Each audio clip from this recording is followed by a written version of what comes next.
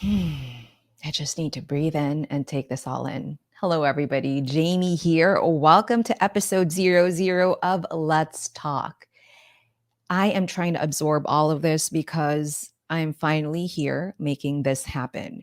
I've had having my own podcast on my manifest board for more than a year, and finally, we are ready to take off and to launch a few episodes for the rest of the month. Now, before I share stories of the guests I'll be inviting over on Let's Talk, I suppose that it's only fair that for those who don't know me, you get to know me as well. If you feel like you don't need to do that, skip this episode. And that's precisely why I'm calling it episode 00. You don't need to know me if you don't want to. But if you do, that is what I'll attempt to do on this episode. I'll try to share more about why I'm here, why I want this virtual space to share stories, and more about myself as an individual.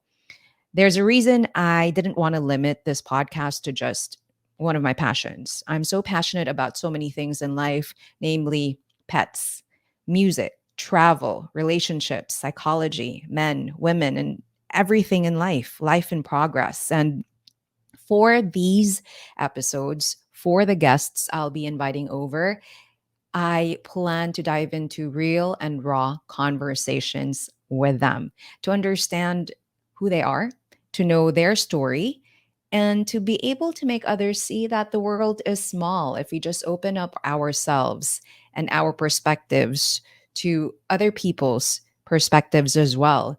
Then we can make this world bigger and we can be more understanding and we can spread kindness and we can just be less judgmental. With that said, that is what you can expect from this series of podcast episodes. I will be inviting people over, people I know, and maybe even people I will be meeting for the first time in this virtual space. And my main goal will be to share their story. So for episode 00, as mentioned, I'm going to share my story. And I think that the best way for me to do that is to ask for the help of women.com. Here you have the best 25 psychology questions of all time. And with these psychology questions, hopefully you'll get to understand who I am as a person and as an individual. I didn't go through the questions yet, so it's fair and square, but I'll go through 15 out of the 25 so as not to bore you.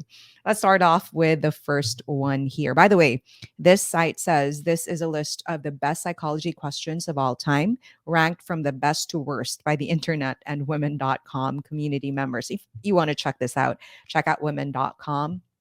This is what it looks like for those who are watching the podcast. For those tuned in, just take note of the site, women.com. Once again, best 25 psychology questions of all time. Let's start off with the first one. Are we alone? Ever since I was young, I have always believed that we are not alone in this universe. For one, I used to see dead people. Such a bad start. I mean, you're going to think I'm a weirdo, but when I was younger, I would see ghosts or feel non-existent things touch me, like touch my shoulder or hear things.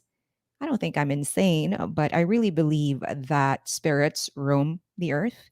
Aside from that, as well, I believe in a higher being. I believe that whether it's God, Jesus, or your God in your religion, the point of it all is there is a higher being because there's a reason the world is beautiful and life is beautiful. It just can't be about us humans.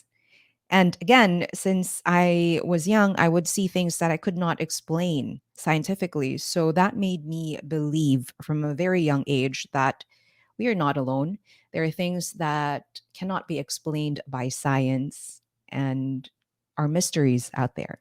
Let's move on to the next question because I really don't want to start off with you thinking I am weird. Would you obey an order to hurt someone? Never. Never.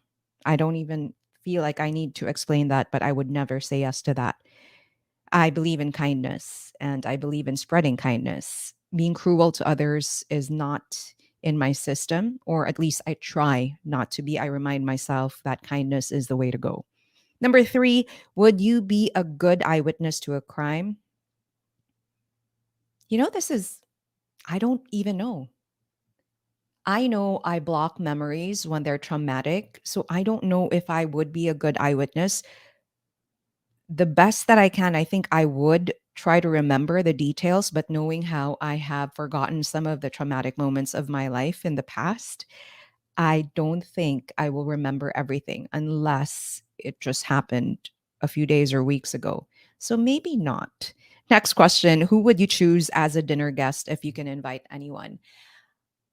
In general, I've always been a big fan of Bob Dylan and Joni Mitchell. I think that they live according to their own terms. Fame is not their main goal in life.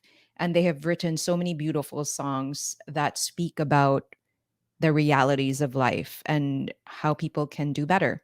So if I could invite anyone, it would either be Joni Mitchell or Bob Dylan. Although in recent times, I have been obsessing about what's been happening with Johnny Depp and Amber Heard.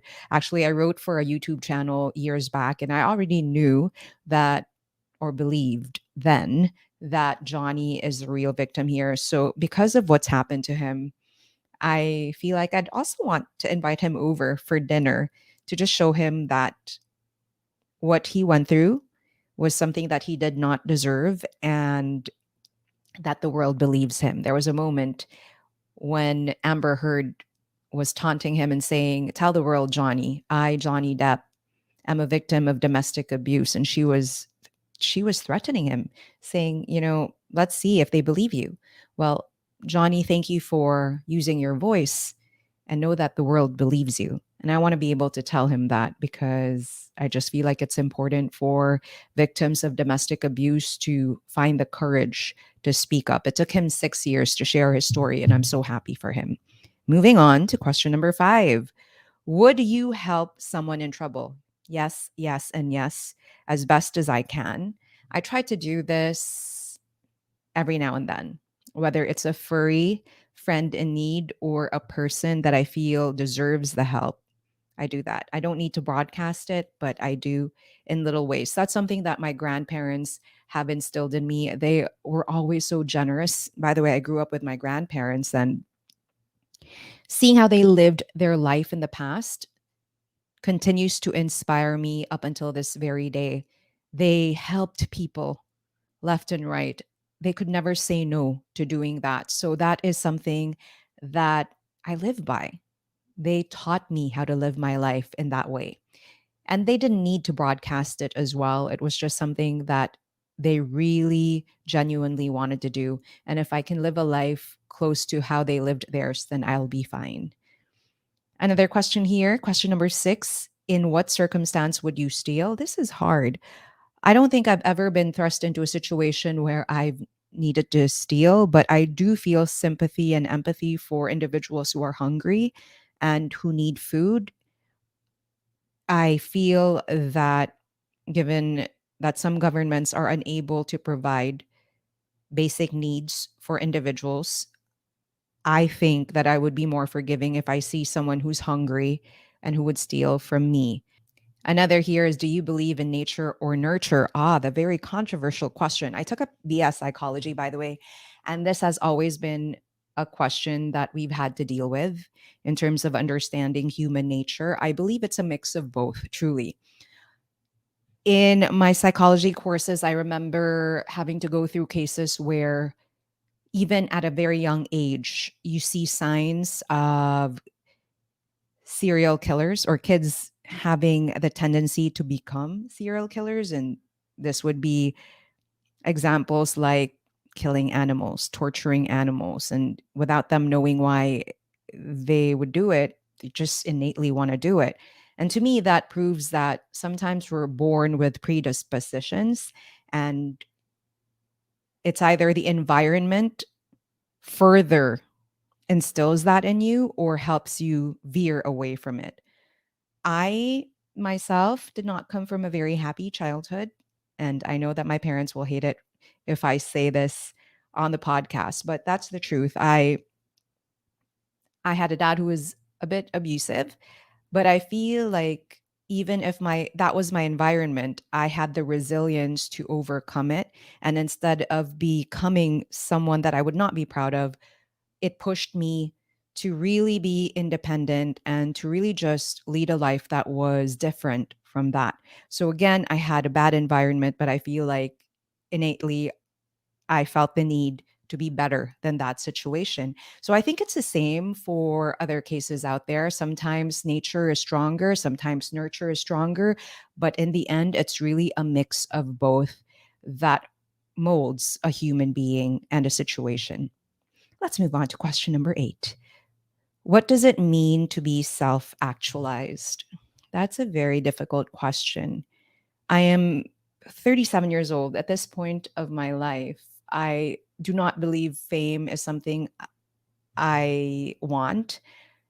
Maybe I feel like financially, yes, I need to be able to sustain my lifestyle and what I want in life, to be able to provide for my dogs, to be able to provide for my family in the future.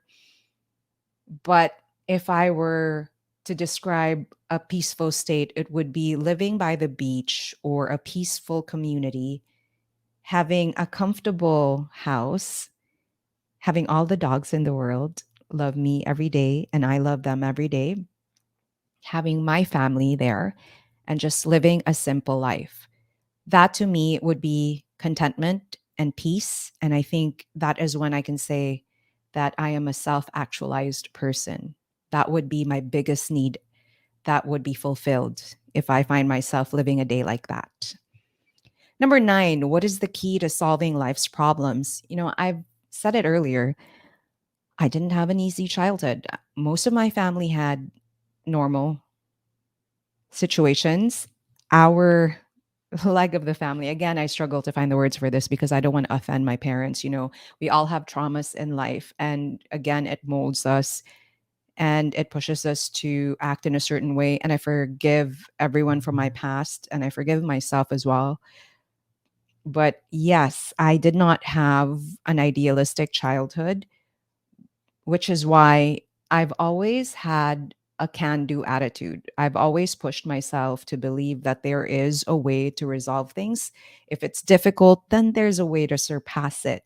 So I think that for you to solve life's problems, you have to believe in yourself. You have to believe that in the end, things will fall into place if you push forward all the time. And you should be your own best friend. You should be your biggest believer, and you should know that there's always a way out. And it is precisely because of cracks that light gets in. Anyway, moving on to question number 10 here, we have, what does a sense of community mean? Support, no judgment, love, nurturing. I am at a point in my life where I try my very best to surround myself with individuals who feed my soul.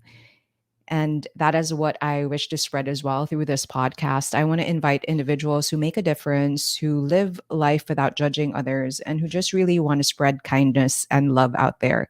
And for me, that is the core of a community that I want to be a part of. No judging, just living your life, to live and let live, and to support each other. That is essential for me. Question number 11, would you like to be famous? I think I addressed this earlier. There was a time in my life when I really wanted to pursue theater, but my family said, no, there's no money in theater. But I really fell in love with acting in high school. There was a play I was a part of. I was the lead actress and I was insane in that play. No foreshadowing here, but yes, I was crazy. And I just remember I was acting crazy on stage in front of my entire high school.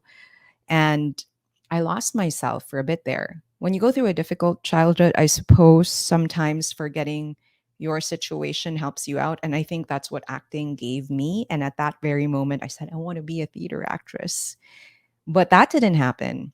When my parents said no and grandparents said no to that because there was no money, they believed there is no money in theater or acting. I concocted ways to still pursue performing, I suppose, to be able to still live my passion. So, firstly, I said, okay, I'll just choose a general.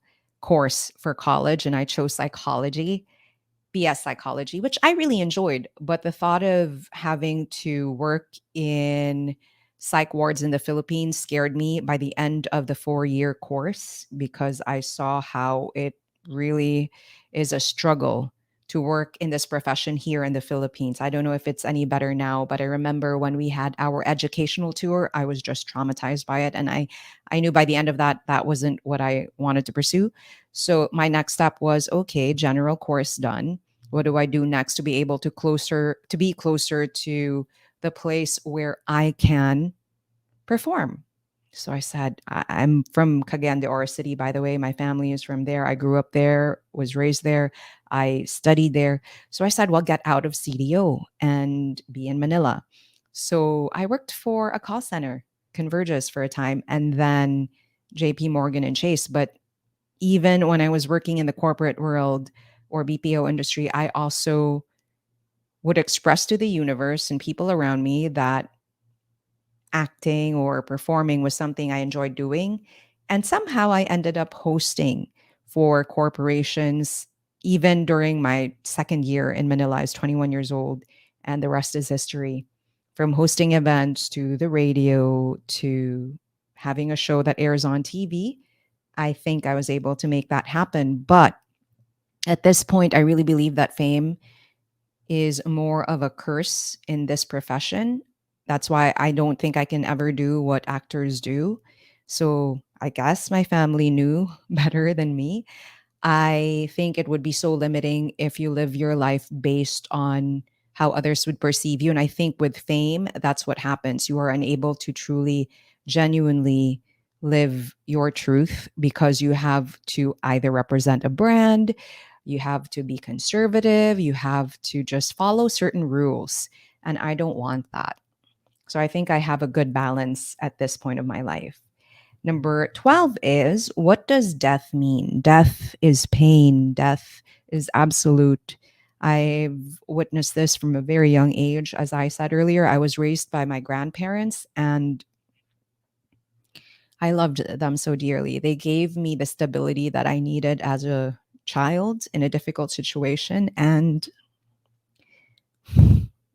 till this very day, they are my inspiration. I'm sorry, I'm an emotional person, but I'm so grateful that they were there to pick up the pieces because I truly believe I'm normal because of them. And the only thing that I wish I could have done is to show them how grateful I am for the life they provided because they gave us everything, just everything. We were spoiled. And not only that, but there were so many times when I wished I had a normal family, but they were there to fill the void. I remember moments when there would be a rainstorm and I would run to my grandparents' room and I would sleep there in their room and I'd feel safe. They were my safe place. And that is what death means to me. It's my grandparents. Death is absolute because once it happens, there is no way back. There is no way to tell them, sorry, I love you. And it's just difficult. But death is also something that we all go through. So the only thing that maybe death has taught me and the way I experienced it has taught me is to try never to take people for granted because once you lose them, again, there is no line of communication there and there is no way to be able to express how grateful you were that they were in your life. Sorry about that, guys. Number 13 is, describe your perfect day. My perfect day would be traveling, exploring a new place. Funny because it takes me back to a trip I had in 2019 pre pandemic, Italy. Aperol spritz, pasta, great architecture, yummy steak. So, really, I guess the skeletal system of a happy day for me would mirror that, exploring a new city and not really caring about how others would perceive you. Nobody knows you, and everyone's just living their lives and enjoying. And that is why I think I love traveling so much. It pushes you to look at the normal as something magnificent because it's new to you. Sometimes we forget to do that where we're from because it's something we see every day. But when you're in a new place, in a new situation with new drinks and new food and new restos, it just awakens your soul and your heart. And that's a perfect day for me. Let's move on to the penultimate question here. There are 25 questions, but again, I don't want to bore you. So I'll just go through 15 questions. If you want a part two for this, just let me know. And I'll go through the last 10 questions for another episode, maybe. But let's move on again to question number 14. What does it mean to love someone? Support somebody, understand the difficult parts along with the shiny parts. Love is a decision you make every day. And it isn't all roses. It's difficult and sometimes it's painful. But when you choose to stay every day, whether it's romantic or friendly or familial love, whatever kind of love it is choosing to forgive the normally unforgivable and looking past that and choosing to stay and give support, care, and just to do everything you can to make that person happy. And last question for episode 00. Do you believe in the afterlife? I think I mentioned this earlier. I do believe in the afterlife. I don't see dead people anymore, thank God. But there were so many times in the past where I would see, feel, and hear and dream. And again, thank God I don't see that anymore. I believe that these spirits that go around are spirits that are unsettled and who have unfinished businesses here in life, who are stuck to do the same thing over and over again. With that said, because I've seen that, or I believe I've seen that in the past, you can call me insane if you want to, it's really up to you. But that makes me believe that when we take our last breath here, there is a place where we go to, whether it's heaven or down there or us stuck here or go back to a body. I believe in that. I hope that me answering these 15 questions got to give you a glimpse of who I am as a person. Really, I just want to have this social platform and social venue to share stories. I think the best thing I've given to myself is to push myself to explore. And part of exploring is meeting individuals out there from different industries, different fields, and because I know their stories and their lives, my world became bigger as well. And I want to be able to share that with all of you. So I hope you join me. This is but episode 00. We have more to go. So do subscribe to this podcast and do also follow us on Facebook.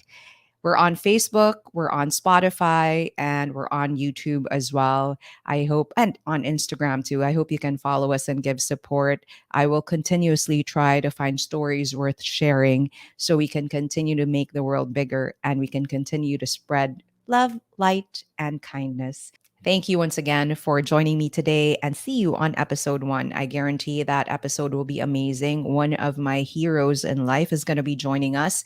She is a woman who believes in doing right by animals. She is a woman who is the voice of the voiceless. She makes a difference through this advocacy of hers, and I want to share her story with all of you. That's episode 1. You'll get to know Malu Perez, so I hope you tune into that as well. For now, this is your host, Jamie. Remember, join me again Fridays, 5 to 6 p.m. Let's talk. Love and light, everybody. Bye. This Friday, June 24th, 5 to 6 p.m. A talk with Malu Perez. It was just one shelter, right? It was just in Bacolod. How did that branch out to the one here? There are times when you really just can't do anything. Yeah. So how do you deal with that heartbreak as an animal lover? But what is the state of the pounds in the Philippines? What is the stand of the government in terms of animal rights? How can people like us help you continuously, Malu, and all the other shelters out there? Don't forget to join us tomorrow, 5 to 6 p.m. That's once again June 24th as we dive deep into a conversation around animal welfare, animal rights, and really how Passion started. See you then.